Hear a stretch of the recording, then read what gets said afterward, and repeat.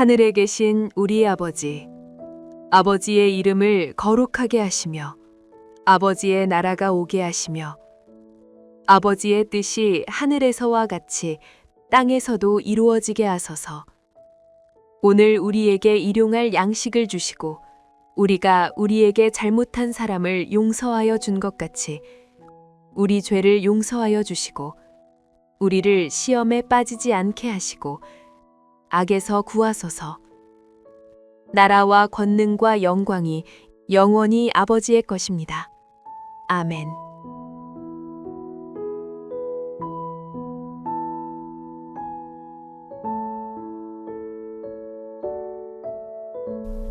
우리가 사로잡힌 지 12째 해 10째 달 5째 날에 예루살렘에서부터 도망하여 온 자가 내게 나와 말하기를 그 성이 함락되었다 하였는데, 그 도망한 자가 내게 나아오기 전날 저녁에 여호와의 손이 내게 임하여 내 입을 여시더니, 다음 아침 그 사람이 내게 나아올 그때에 내 입이 열리기로 내가 다시는 잠잠하지 아니하였노라. 여호와의 말씀이 내게 임하여 이르시되, 인자야, 이 이스라엘의 이 황폐한 땅에 거주하는 자들이 말하여 이르기를, 아브라함은 오직 한 사람이라도 이 땅을 기업으로 얻었나니 우리가 많은즉 더욱 이 땅을 우리에게 기업으로 주신 것이 되느니라 하는도다. 그러므로 너는 그들에게 이르기를, 주 여호와께서 이같이 말씀하시되, 너희가 고기를 핏째 먹으며 너희 우상들에게 눈을 들며 피를 흘리니 그 땅이 너희의 기업이 될까 보냐. 너희가 칼을 믿어 가증한 일을 행하며 각기 이웃의 아내를 더럽히니 그 땅이 너희의 기업이 될까 보냐 하고, 너는 그들에게 이르기를, 주 여호와께서 이같이 말씀하시되, 내가 나의 삶을 두고 맹세하노니 황무지에 있는 자는 칼에 엎드러뜨리고 들에 있는 자는 들짐승에게 넘겨 먹히게 하고 산성과 굴에 있는 자는 전염병에 죽게 하리라. 내가 그 땅이 황무지와 공포의 대상이 되게 하고 그 권능의 교만을 그치게 하리니 이스라엘의 산들이 황폐하여 지나갈 사람이 없으리라. 내가 그들이 행한 모든 가증한 일로 말미암아 그 땅을 황무지와 공포의 대상이 되게 하면 그때 내가 여호와인 줄을 그들이 알리라 하라. 인자야, 내 민족이 담 곁에서와 진문에서 너에 대하여 말하며 각각 그 형제와 더불어 말하여 이르기를, 자, 가서 여호와께로부터 무슨 말씀이 나오는가 들어보자 하고, 백성이 모이는 것 같이 내게 나아오며 내 백성처럼 내 앞에 앉아서 내 말을 들으나 그대로 행하지 아니하니, 이는 그 입으로는 사랑을 나타내어도 마음으로는 이익을 따름이라. 그들은 내가 고운 음성으로 사랑의 노래를 하며 음악을 잘하는 자같이 여겼나니 내 말을 듣고도 행하지 아니하거니와, 그 말이 응하리니 응할 때에는 그들이 한 선지자가 자기 가운데 있었음을 알리라.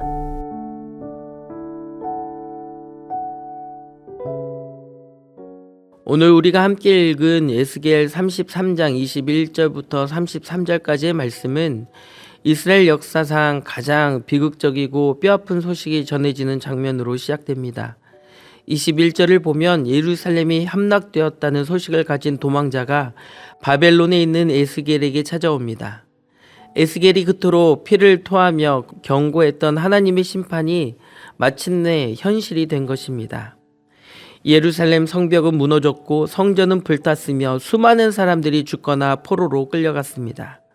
그런데 오늘 본문은 이 끔찍한 국가적 재난 앞에서도 여전히 영적인 잠에서 깨어나지 못하고 있는 두 무리의 사람들을 이야기하고 있습니다. 한 무리는 폐허가 된 예루살렘 땅에 남겨진 자들이었고, 다른 한 무리는 바벨론의 포로로 끌려와 있는 자들이었습니다. 처해 있는 장소와 상황은 달랐지만 이들은 모두 하나님의 말씀 앞에서의 영적 착각이라는 동일한 병을 앓고 있었습니다. 오늘 이 아침 우리는 이 두 무리의 모습을 거울 삼아 우리의 신앙을 비춰보고 우리의 삶을 되돌아보기를 원합니다. 첫 번째로 폐허가 된 예루살렘에 남겨진 자들이 가진 헛된 자만심의 착각입니다. 본문 24절을 보면 예루살렘 황무지에 남아있는 자들이 이렇게 말합니다. 아브라함은 오직 한 사람이라도 이 땅을 기업으로 얻었나니 우리가 혹시 많으니 더욱 이 땅을 우리에게 기업으로 주신 것이 되느니라. 아멘. 이들의 주장이 얼마나 기가 막힙니까? 지금 나라가 망했습니다. 성전이 무너졌습니다. 자신들의 죄악 때문에 하나님의 심판을 받아 이토록 처참한 지경에 이르렀는데도 이들은 회개하기는커녕 아브라함 한 사람에게도 이 땅을 주셨는데 우리는 숫자가 이렇게 많으니 당연히 이 땅은 우리 차지가 될 것이다 라며 헛된 축복의 논리를 내세우고 있습니다. 이에 대해 하나님은 25절과 26절에 그들의 실상을 적나라하게 폭로하십니다. 그들은 피 흘린 고기를 먹고 우상을 숭배하며 칼을 믿고 폭력을 행하고 이웃의 아내를 더럽히는 끔찍한 죄악 속에 살고 있었습니다. 삶은 온통 세상의 탐욕과 죄악으로 얼룩져 있으면서도 오직 우리가 아브라함의 자손이다 라고 하는 그 영적인 혈통 하나만을 훈장처럼 내세우며 하나님의 축복을 당연시했던 것입니다. 자신의 삶은 전혀 바꾸지 않으면서 과거의 타이틀과 종교적인 배경만을 의지해 축복을 요구하는 교만한 신앙입니다. 우리는 어떻습니까? 우리 안에 이런 착각이 있지 않습니까? 나는 모태 신앙이니까.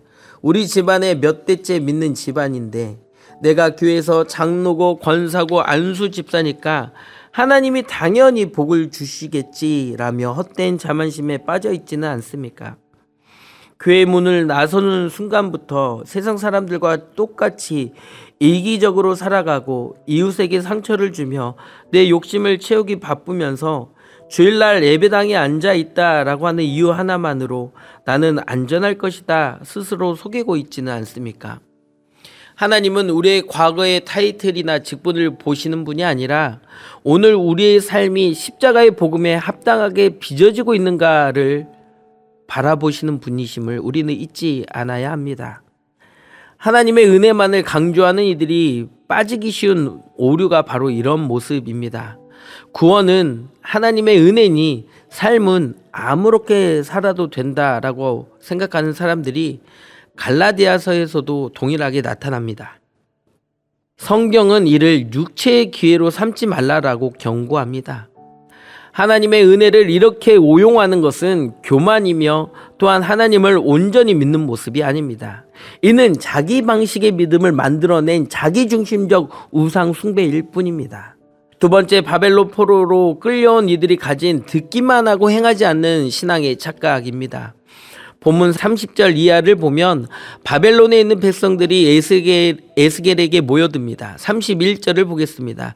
백성이 모이는 것 같이 내게 나아오며 내 백성처럼 내 앞에 앉아서 내 말을 들으나 그대로 행하지 아니하니 이는 그 입으로는 사랑을 나타내어도 마음으로는 이익을 따름이라.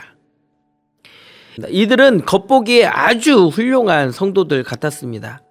모기를 힘썼고 선지자 앞에 경건하게 앉아 있으며 말씀을 귀 기울여 들었습니다. 그런데 문제는 듣기만 했다는 것입니다. 그들의 마음의 중심은 여전히 세상의 이익과 탐욕을 향해 있었습니다. 32절에 하나님의 이스라엘 백성들이 에스겔의 설교를 어떻게 대했는지 정확히 꼬집으십니다. 그들은 내가 고운 음성으로 사랑의 노래를 하며 음악을 잘 하는 자 같이 여겼나니 내 말을 듣고도 행하지 아니하거니와. 백성들에게 하나님의 말씀은 그저 한편의 사랑의 노래, 즉 마음을 울려주는 감동적인 예술 공연이나 종교적인 오락거리에 불과했습니다. 설교를 들으며 눈물을 흘리고 고개를 끄덕이며 오늘 말씀 참 좋다, 오늘 은혜 많이 받았어 라고 말하지만 정작 삶의 자리로 돌아가면 그 말씀대로 살려는 몸부림이 전혀 없었다라는 겁니다.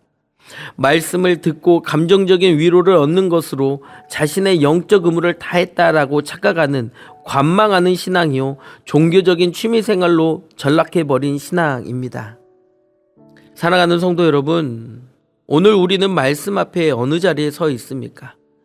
예루살렘의 남은 자들처럼 회개 없는 헛된 종교적 자만심에 빠져 있지는 않습니까? 아니면 바벨론의 백성들처럼 새벽마다 말씀을 듣고 은혜는 받으면서도 정작 삶과 가정 현장에서는 내가 살아내는 순종을 쏙 빼버린 채 살아가고 있지는 않습니까?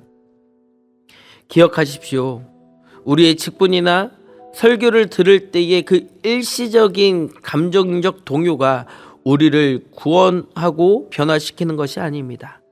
오직 말씀을 내 삶의 유일한 기준으로 삼고 오늘 하루 피 흘리기까지 죄와 싸우며 살아내려는 철저한 순종만이 우리의 삶에 하나님의 능력을 가져오게 되는 것입니다. 물론 내 힘과 내 의지로는 이 말씀대로 온전히 살아낼 재간이 우리에게는 없습니다.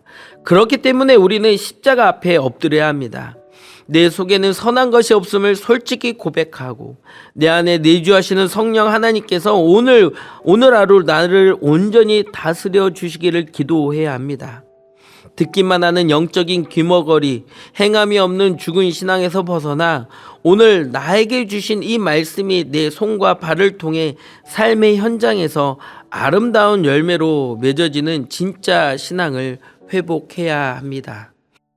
오늘 하루 사람을 향한 헛된 기대나 과거의 자랑을 모두 십자가 뒤로 감추시기 바랍니다. 귀로만 듣는 종교적인 오락에서 벗어나 가슴으로 말씀을 품고 삶으로 땀을 흘려 순종해내는 참된 그리스도인으로 살아가기를 간절히 원합니다. 그리하여 말씀이 삶이 되는 은혜가 저와 우리 모두에게 있기를 간절히 원합니다. 함께 기도하겠습니다. 사랑과 은혜가 풍성하신 아버지 하나님, 오늘 이 새벽 에스겔 말씀을 통하여 우리 자신의 발가 벗겨진 영적 실상을 비춰보게 하시니 감사를 드립니다. 주님, 예루살렘이 멸망했다는 그 처참한 심판 앞에서도 자신들의 죄를 깨닫지 못하고 헛된 자만심과 영적 교만에 빠져있던 자들의 모습이 혹시 오늘 나의 모습은 아닌지 두려운 마음으로 돌아봅니다. 교회 안에서 직분과 신앙의 연수를 자랑하면서도 정작 나의 삶은 세상 사람들과 조금도 다를 바 없이 이기적이고 탐욕스럽게 살아가며 겉모양만 남은 위선적인 신앙은 아닌지 아버지 용서하여 주시옵소서. 또한 주님, 우리가 바벨론에 있는 이스라엘 백성들처럼 하나님의 말씀을 귀로 듣고 머리로 이해하는 것에만 머물러 있음을 고백합니다. 말씀을 들을 때는 입술로 아멘을 외치고 은혜를 받았다라고 말하지만 정작 삶의 현장에서는 세상의 이익과 타협하고 살아가고 있는 우리의 모습을 바라봅니다. 주님, 용서하여 주시옵소서.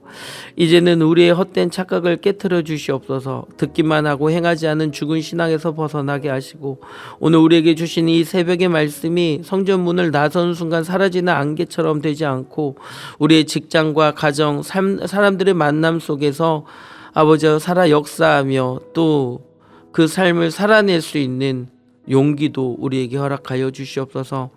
오늘 하루도 치열한 영적 전쟁터로 나아가는 살아가는 우리 성도들의 발걸음을 지켜주시고 세상의 유혹 앞에서 타협하지 않게 하시고 오직 말씀만이 우리의 삶의 유일한 나침판이 되게 하여 주시옵소서.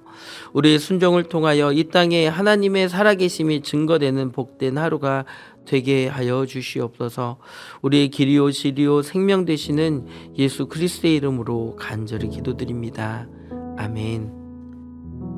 더 깊은 묵상을 이어가시기 바랍니다.